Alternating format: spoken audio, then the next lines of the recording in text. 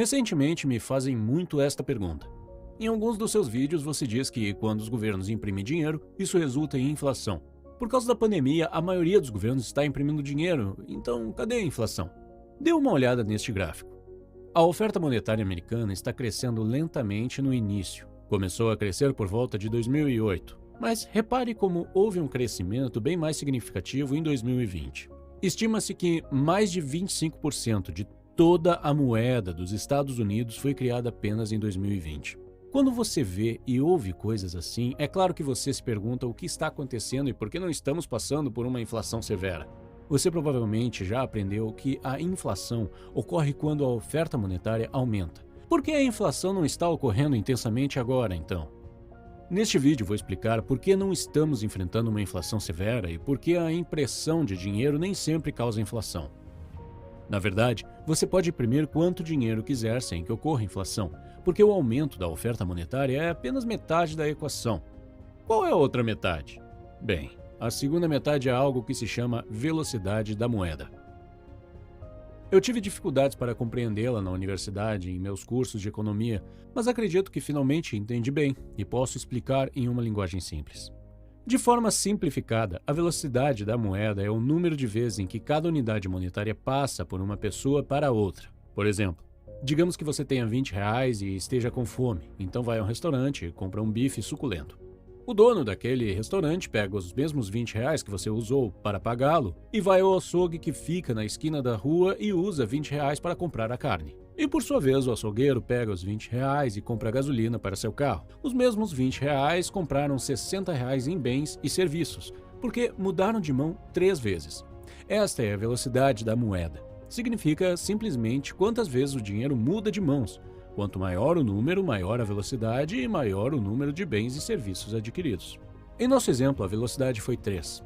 E é por isso que os mesmos R$ 20 compraram R$ 60 em bens e serviços. Se a velocidade fosse 5, eles teriam comprado R$ 100 em bens e serviços. A velocidade é um indicador muito importante para medir a saúde e o tamanho de uma economia. Se você pegar a velocidade e multiplicá-lo pela oferta monetária do país, obterá o valor do PIB, Produto Interno Bruto, daquele país.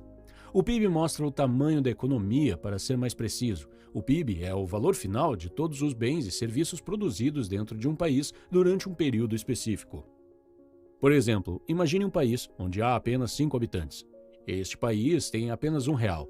Em outras palavras, sua oferta monetária é de apenas R$ 1. Este é o único dinheiro que existe nesse país. Se esse R$ 1 for usado em apenas uma transação, então o PIB deste país será R$ 1, porque acabamos de dizer que, para calcular o PIB de um país, precisamos multiplicar a oferta monetária pela velocidade. A oferta monetária era R$ 1, a velocidade era de 1, então PIB é R$ 1. Se o número de transação aumentar para 2, o PIB se tornará R$ 2. Se todos neste país fizerem uma transação, significa que a velocidade agora é 5, e o PIB do país torna-se R$ 5. Tenho certeza que você notou que não houve mudança na oferta monetária, foi apenas um aumento da velocidade que fez com que o PIB subisse. A propósito, se todas as 5 pessoas fizerem transações nesse país, este é um sinal de que sua economia está funcionando bem. Todos se sentem felizes e estão muito otimistas quanto ao futuro, então continuam comprando e vendendo coisas uns para os outros. Mas digamos que, de repente, as coisas mudem e todos se tornem pessimistas sobre o futuro por causa de uma pandemia. Eles param então de fazer transações, o que significa que a velocidade cai de repente para 0.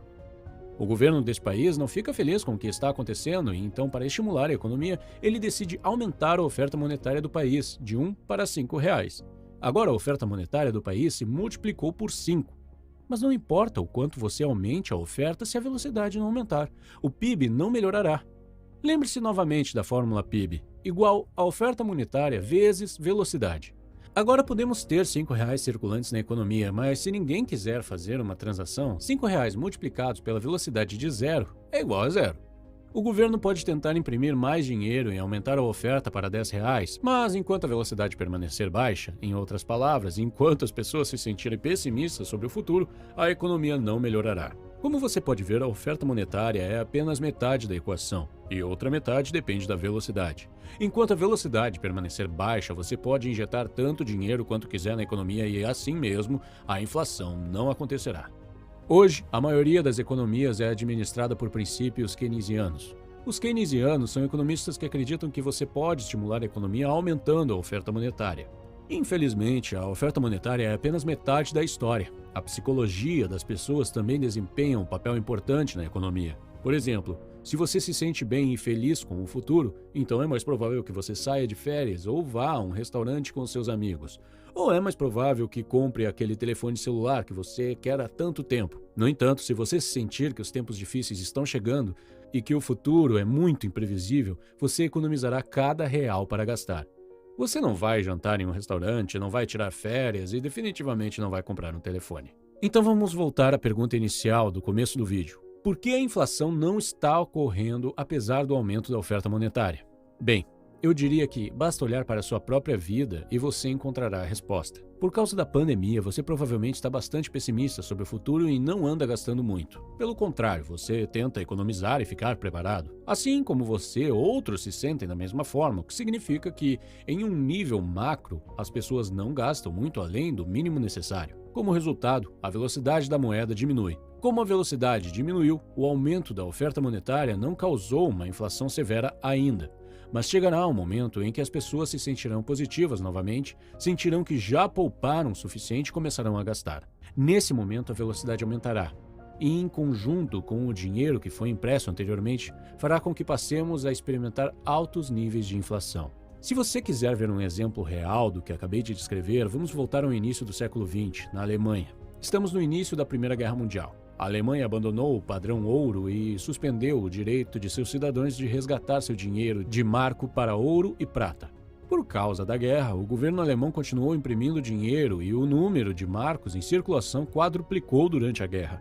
Os preços, no entanto, não acompanharam a inflação da oferta monetária. Então, os efeitos dessa inflação não foram sentidos. A razão é que, em tempos de incerteza, as pessoas tendem a economizar cada centavo e a Primeira Guerra Mundial foi definitivamente uma época de incertezas. Portanto, embora o governo alemão estivesse injetando toneladas de dinheiro no sistema, ninguém estava gastando ainda. Mas, no final da guerra, a confiança das pessoas aumentou e as pessoas começaram a gastar. Em um curto período, os preços subiram para acompanhar a impressão da moeda prévia.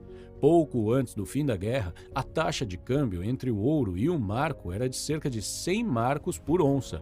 A propósito, uma onça equivale aproximadamente a 31 gramas. Mas, em 1920, oscilava entre 1.000 e 2.000 marcos por onça. Os preços de varejo rapidamente ficaram 10 a 20 vezes mais altos. Então, durante todo o resto de 1920 e na primeira metade de 1921, a inflação desacelerou e, aparentemente, o futuro estava começando a parecer um pouco menos sombrio. A economia estava se recuperando, a produção comercial e industrial estava em alta, mas agora havia reparações de guerra para pagar. Portanto, o governo nunca parou de imprimir.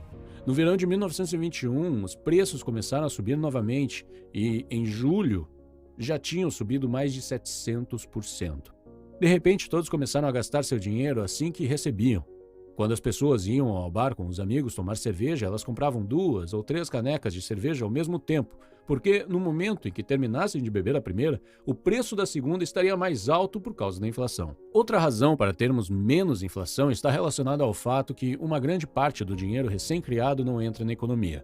Ele flui para o mercado de ações e para o mercado imobiliário, e como resultado, está havendo uma alta nesses dois setores. A inflação é criada na direção em que o dinheiro flui. Vejo 2 semelhanças entre o que aconteceu na Alemanha na década de 1920 e o que está acontecendo hoje. Os governos continuam imprimindo dinheiro e vivendo em um tempo de incertezas por causa da pandemia. Claro, a pandemia não pode ser comparada à Primeira Guerra Mundial, mas definitivamente traz muita incerteza. No entanto, chegará um momento em que as coisas mudarão e as pessoas começarão a gastar novamente. O dinheiro que foi impresso anteriormente sairá do seu esconderijo. As pessoas começarão a gastar porque sentirão que já economizaram o suficiente. Mas, para algumas pessoas, esse limite de economia será de R$15.000 e para outros, de 1 milhão. Nesse momento, a velocidade aumentará e sentiremos o efeito da inflação. Algumas pessoas pensam que vamos experimentar deflação em vez de inflação, mas penso que, mesmo se passarmos por um período de deflação, será um período bastante curto e os governos em todo o mundo farão o possível para evitá-lo, porque em uma sociedade baseada em dívidas, a deflação pode ser absolutamente devastadora. Tenho certeza de que você ouve muito sobre os perigos da inflação, mas não o suficiente sobre os da deflação. Então, deixe-me explicar por que a deflação pode ser ainda mais perigosa, especialmente se você estiver em um país com muitas dívidas. Não importa se essa dívida é uma dívida maior ou se é uma dívida pública, você sabe que a deflação é o oposto da inflação. Durante a inflação, o preço das coisas sobe e o dinheiro perde o valor. Durante a deflação, acontece o oposto. Os preços caem e o dinheiro que você tem em mãos se torna mais valioso. Se os preços caírem durante a deflação, você pode pensar que é uma coisa boa, certo? Você pode pensar que preços mais baixos estimularão o consumo e isso estimulará a economia, mas não é o caso. Como o valor do dinheiro aumenta, as pessoas adiam a compra de coisas que não são absolutamente necessárias. Afinal, por que comprar aquela TV nova agora se você sabe que ela ficará mais barata depois de alguns meses? Agora, imagine que todos os habitantes do país decidam adiar suas compras, assim como você. O que vai acontecer a seguir é que isso levará a receitas menores para as empresas que fornecem produtos e serviços. E quando suas receitas forem reduzidas, elas começarão a demitir colaboradores ou reduzir seus salários. Quando isso acontecer, você terá menos receita, e menos receita significa que menos pessoas poderão comprar os bens e serviços que as empresas produzem, o que significa, novamente, receita mais baixa para as empresas. E, novamente, as empresas terão que demitir ainda mais colaboradores. É um ciclo vicioso que fica cada vez pior. Digamos que antes da deflação você estava ganhando R$1.000 por mês. Você gasta 400 em mantimentos, roupas e outras despesas regulares. Além disso, você também tem um financiamento que custa R$500 por mês. Então, depois de pagar suas despesas regulares e empréstimos, você tem R$100 restantes para economizar.